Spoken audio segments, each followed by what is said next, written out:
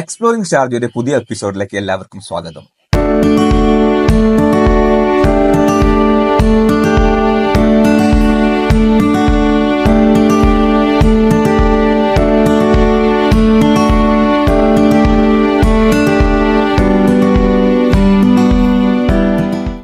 ആദ്യമായി എന്റെ channel exploring ഷാർജയുടെ കഴിഞ്ഞ 4 എപ്പിസോഡുകളും മറക്കാതെ കാണുക.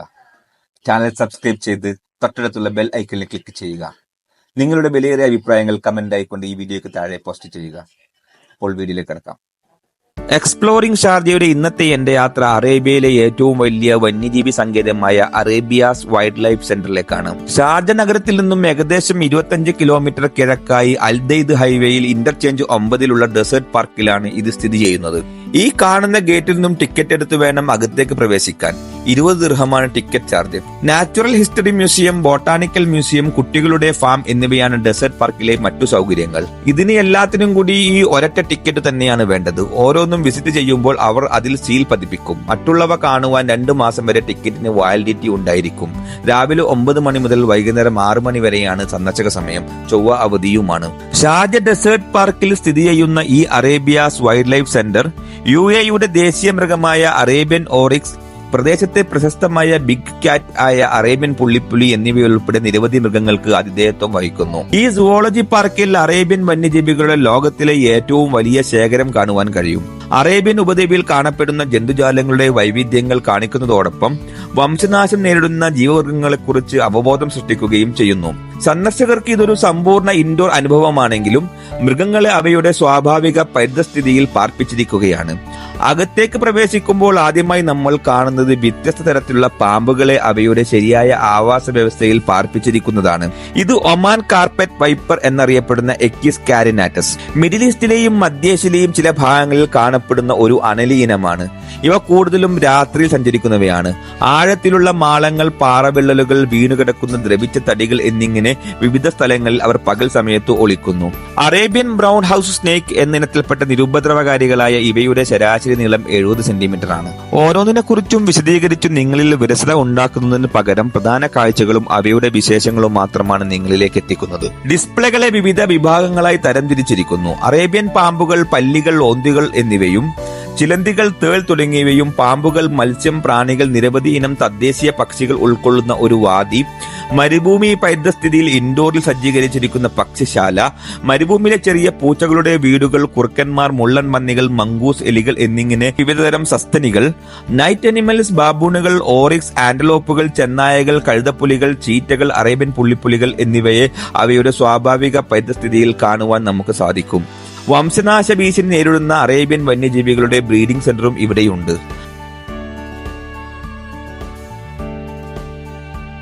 പല്ലിവർഗ്ഗങ്ങൾ, അറേബ്യൻ തവളകൾ, ആമകൾ, പുൽച്ചാടികൾ തുടങ്ങി എല്ലാ ജീവജാലങ്ങളെ കാണുവാനും അവയുടെ ഭക്ഷണം, ജീവിത രീതികൾ എല്ലാം കാണുവാനും പഠിക്കുവാനും അറേബ്യാസ് വൈൽഡ് ലൈഫ് സെന്റർ സന്ദർശകർക്ക് അവസരമൊരുക്കുന്നുണ്ട്.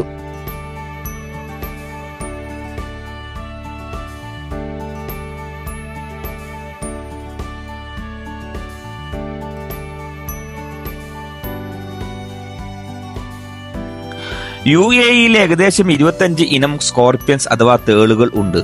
ഏറ്റവും അപകടകാരിയായ തേളായ അറേബ്യൻ ഫാറ്റ് ടെയിൽസ് സ്കോർപ്പിയൻ എന്നുള്ള കുത്ത് മാരകമാണ്.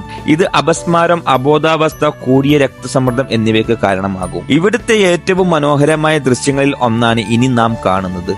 ഞാൻ തുടക്കത്തിൽ സൂചിപ്പിച്ചിരുന്ന മരുഭൂമി പരിതസ്ഥിതിയിൽ ഇൻഡോറിൽ സജ്ജീകരിച്ചിരിക്കുന്ന ആ പക്ഷിശാല. നിരവധി തദ്ദേശീയമായിട്ടുള്ള പക്ഷികൾ ഉൾപ്പെടുന്ന ഒരു വാദി അഥവാ നദീതടവും എല്ലാം ഇവിടുത്തെ സവിശേഷതകളാണ്.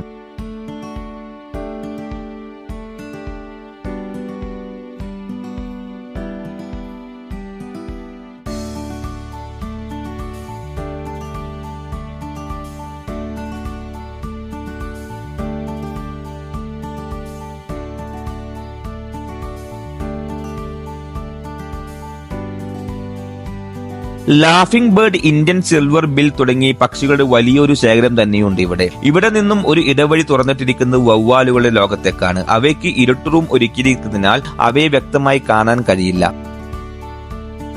ഇവിടെ നിന്നും വീണ്ടും പക്ഷിശാലയുടെ മറ്റൊരു ഭാഗത്തേക്ക്. വ്യത്യസ്ത ഇനത്തിൽപ്പെട്ട സാൻഡ് കാറ്റ്, ഫ്ലെമിംഗോസ് എന്നിവയൊക്കെ കണ്ടതിനു ശേഷം നൈറ്റ് അനിമൽസ് ഏരിയയിലേക്കാണ് ഗേറ്റ് തുറക്കുന്നത്.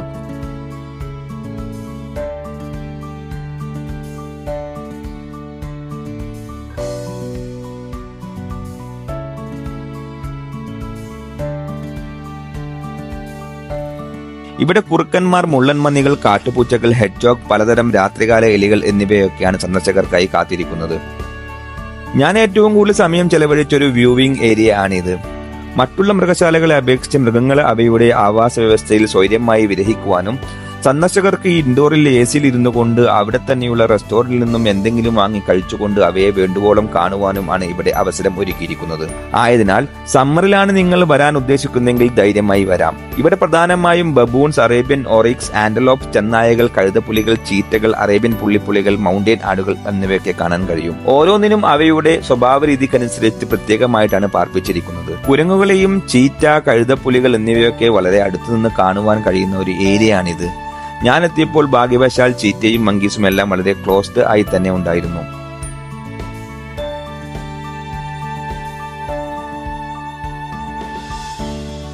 ഈ കേന്ദ്രത്തിലുള്ള 100-ലധികം ഇനങ്ങളിൽ ചിലത് വളരെ അപൂർവമാണ്. ഒമാനിൽ നിന്നുള്ള അന്തമത്സ്യങ്ങളെ കാണാൻ ഇവിടെയുള്ള ഗുഹയിലൂടെ നടക്കാതെ പോകരുത്.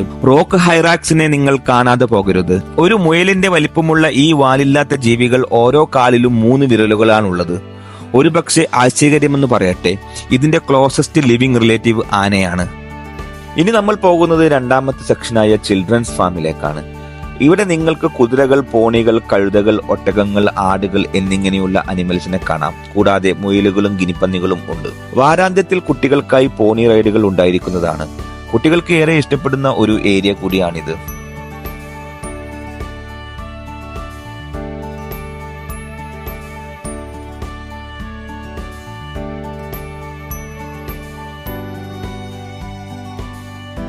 ഇനി അടുത്തത് നാച്ചുറൽ ഹിസ്റ്ററി ആൻഡ് ബോട്ടാണിക്കൽ മ്യൂസിയത്തിലേക്കാണ്. ഇത് അറേബ്യൻ വൈൽഡ് ലൈഫ് സെന്റർ സന്ദർശിക്കുന്ന ആളുകൾ പലപ്പോഴും കാണാതെ പോകാറുണ്ട്. ദശലക്ഷക്കണക്കിന് വർഷങ്ങൾ പിന്നോട്ട് പോകുന്ന പ്രദേശത്തിന്റെ പ്രകൃതി ചരിത്രത്തെക്കുറിച്ചാണ് ആദ്യ ഭാഗം. ഷാർജയിൽ നിരവധി ആവാസ വ്യവസ്ഥകളുണ്ട്. പ്രധാനമായും മാൻഗ്രൂവ് അഥവാ കണ്ടൽക്കാടുകൾ, മലകളും വാദികളും, അടിവാരങ്ങൾ, ചരൽ സമതലങ്ങൾ, മണൽ മരുഭൂമികൾ, സമുദ്രതീരങ്ങൾ എന്നിവയാണ്. ഈ പ്രദർശനം നിങ്ങളെ ഈ ആവാസ വ്യവസ്ഥയിലൂടെ കിഴക്ക് നിന്നും പടിഞ്ഞാറോട്ട് ഒരു യാത്രയിലേക്ക് കൊണ്ടുപോകുന്നു. അവയെല്ലാം വ്യത്യസ്തമായി കാണപ്പെടുന്നത് എന്തുകൊണ്ടാണെന്ന് കണ്ടെത്തുക. അവയിൽ ജീവിക്കുന്ന മൃഗങ്ങളെയും സസ്യങ്ങളെയും കൂടുതൽ അടുത്തറിയുക. ഓരോ ജീവജാലങ്ങളെക്കുറിച്ചുള്ള വിവരങ്ങൾ കാണാൻ കഴിയും. ഇതിൽ ഒട്ടകത്തെക്കുറിച്ചുള്ള വിവരങ്ങൾ അത്ഭുതകരമായ ഒന്നാണ്. ഒരു സമയത്ത് 100 ലിറ്റർ വരെ വെള്ളം കുടിക്കുവാൻ ഇതിന് സാധിക്കുന്നു. തുടർന്ന് 3-4 ദിവസത്തേക്ക് വെള്ളമില്ലാതെ ജീവിക്കുവാനും കഴിയും. മൃദുവായ മണലിൽ ഭാരം താങ്ങാൻ വീതിയേറിയതും പാഡ് ചെയ്തതുമായ പാദങ്ങളുണ്ട്. ഡീഹൈഡ്രേഷൻ അഥവാ നിർജ്ജലീകരണം വഴി 25% ശരീരഭാരം കുറയ്ക്കുവാൻ ഇതിന് കഴിയും. ഇത് മിക്ക മൃഗങ്ങൾക്കും മരണം സംഭവിക്കുന്നതാണ്. അതിന്റെ മുതുകിൽ കൊഴുപ്പ് സംഭരിക്കുന്നു. ചൂടിനും തണുപ്പിനും എതിരായ ഇൻസുലേഷനായി രോമങ്ങൾ ഉണ്ട്. മണൽക്കാറ്റിൽ മൂക്കിന്റെ നോസ്ട്രിൽസ് അടയ്ക്കാൻ കഴിയും. ഇങ്ങനെ നീണ്ടുപോകുന്നു അതിന്റെ വിശേഷങ്ങൾ. The journey through the time എന്ന സെക്ഷനിൽ വ്യത്യസ്തതരം പാറകൾ, രത്നക്കല്ലുകൾ, മണൽ എന്നിവയെക്കുറിച്ചും ഷാർജ വെള്ളത്തിനടിയിലായിരുന്ന നൂറ്റാണ്ടുകളുടെ ചരിത്രത്തെക്കുറിച്ചും വന്യജീവികളെക്കുറിച്ചും നിങ്ങൾക്ക് പഠിക്കാം. കൂടാതെ നിരവധി തരം ഫോസിലുകളും ദിനോസർ പ്രദർശനങ്ങളും കാണാം. ജുറാസിക് കാലഘട്ടങ്ങളിൽ, അതായത് 205 ദശലക്ഷം മുതൽ 65 ദശലക്ഷം വർഷങ്ങൾക്ക് മുമ്പ് ഈ പ്രദേശം കടലിനാൽ മൂടപ്പെട്ടിരുന്നതിനാൽ ഷാർജയിൽ ദിനോസറുകളൊന്നും കണ്ടെത്തിയിരുന്നില്ല. എന്നിരുന്നാലും ഈജിപ്ത്, സിറിയ, ഇറാൻ തുടങ്ങിയ അയൽ രാജ്യങ്ങളിൽ ദിനോസറുകളുടെ അവശിഷ്ടങ്ങൾ കണ്ടെത്തിയിട്ടുണ്ട്.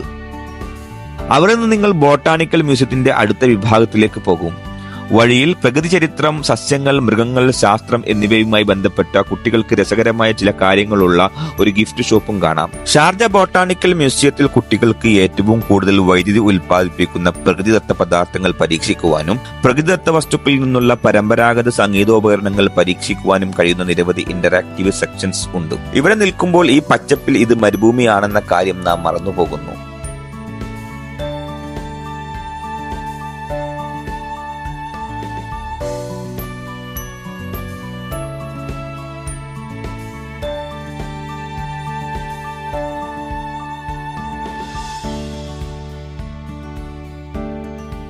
ഇവിടെ ഇബിൻ സിന, ഇബിൻ ബിത്താർ, ഇദ്രീസി തുടങ്ങിയ നിരവധി ഇസ്ലാമിക് സയന്റിസ്റ്റുകളെയും അവരുടെ സംഭാവനകളെയും കുറിച്ച് വിശദീകരിക്കുന്നു.